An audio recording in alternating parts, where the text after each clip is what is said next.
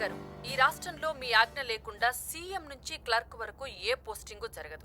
మీరేమో మీ కులానికి మీ కుటుంబానికి చెందని వారిని అధికారంలోకి రానివ్వరు. మరి రాష్ట్రంలో నిమ్న వర్గాలకు న్యాయం జరిగేది ఎప్పుడండి? అయినా మీకెందుకంత కులపిచ్చి? చూడు రాణమ్మా, ఎవరికి వాళ్ళు వాళ్ళ సామర్థ్యాన్ని బట్టి వాళ్ళు ఒక వృత్తిని ఎన్నుకున్నారు.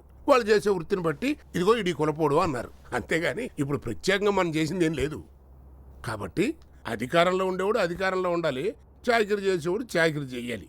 అప్పుడే మన మానవ మనుగడలో ఒక క్రమశిక్షణ ఉంటుందని నా భావన. అంటే మీరు చెప్పేదాని ప్రకారం ధనంజయ్కి తప్ప ఈ రాష్ట్రంలో ముఖ్యమంత్రి అయ్యే అవకాశం వేరెవ్వరికీ ఉండదంటారా? ఉండదండి, అది మా కుటుంబ జన్మ హక్కు. రాణి, వాట్ డూ యూ థింక్? ఛీ, నా అభిప్రాయం కూడా అదే. వార్తలే కాదు, అభిప్రాయాలు ఉంటాయి. వాచ్ వి న్యూస్. ఏంట్రా? ఏం లేదు మాయా, 10 రోజులు అమెరికాకి వెళ్తున్నాను. డబ్బది కొంచెం కావాలి. ఆ కొబ్బరి తోడు కూడా అమ్మేసేయండి. ఏంటి, ఏమైనా కంపెనీ ఏమైనా పెట్టబోతున్నావా? అలాంటిదే మాయా, కొంచెం క్యాష్ అర్జెంట్. నో ప్రాబ్లం, 2-3 రోజులు అరేంజ్ చేస్తాను. ఇలాగే ఒకసారి.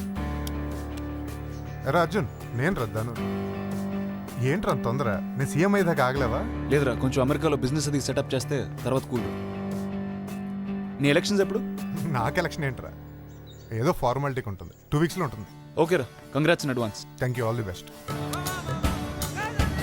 హలో, శ్రీకాంత్ గారా? అర్జున్ ప్రసాద్ గారా?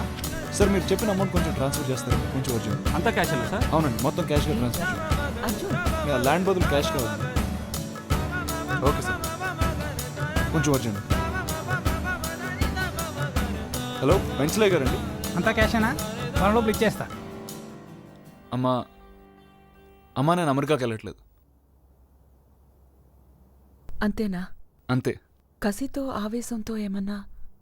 అమ్మా, నాకు అవన్నీ తెలియదు, కానీ నాన్న అనుకుని చేయలేకపోయిన పనులు నేను చేసి చూపిస్తానమ్మా. అప్పుడైనా ఈ ప్రజలు నాన్నని క్షమిస్తారమ్మా? క్షమిస్తారా? నిన్ను కన్నందుకు ఆయన తప్పకుండా క్షమిస్తారు.